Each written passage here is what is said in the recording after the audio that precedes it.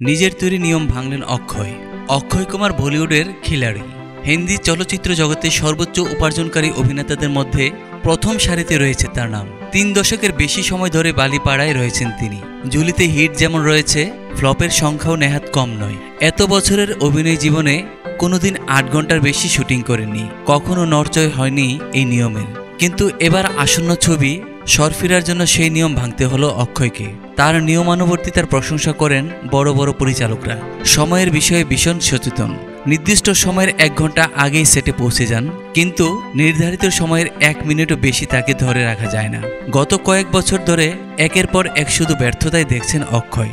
এবার রাধিকা মদনের সঙ্গে জুটি বেঁধে তাকে দেখা যাবে সরফিরা ছবিতে। এটি তামিল ছবি সুরারাই পট্টুরুর রিমেক। ছবির পরিচালক সুধা কুঙ্গারা প্রসাদ জানান, প্রথম সকলেই ভয়ে ছিলেন তাকে 8 ঘন্টার বেশি শুটিং করতে বলবেন কিভাবে তা ভেবে। যদিও পরে নিজেই রাজি হন এই অভিনেতা, সেই কারণে কৃতজ্ঞ সুধা।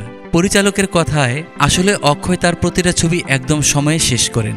উনি প্রথম দিনেই আমাকে বলে দিয়েছেন শুটিং চলাকালীন একজন সহকারীর মতো থাকবেন, ওই 8 ঘন্টা সেট থেকে কোথাও বের হবেন না। তবে সময় শেষ হয়ে গেলে তাকে খুঁজে পাওয়া যায় না।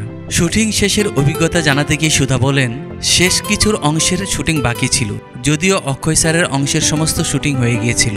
চিত্রনাট্যের খাতিরে মনে হয়েছিল তাকে প্রয়োজন হতে পারে, তাই তাকে অনুরোধ করা হয়। তিনি সাফ জানিয়ে দেন তিনি সময়ের কাজ শেষ করেছেন, বাড়তি সময় দেওয়া তার সম্ভব নয়। আমরা পঞ্চগণিতে শ্যুট করছিলাম, সেদিনই তার মুম্বাই ফিরে যাওয়ার কথা।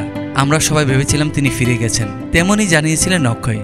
কিন্তু পরের দিন সকাল হতেই সেটে একদম সময়ে হাজির। এই প্রথমবার নিয়ম ভাঙলেন অক্ষয়। সকলেই ভেবেছিলেন বেজায় চটে যাবেন এই অভিনেতা, কিন্তু আসলে তিনি যে পেশাদার এর দ্বারা সে প্রমাণই দিলেন।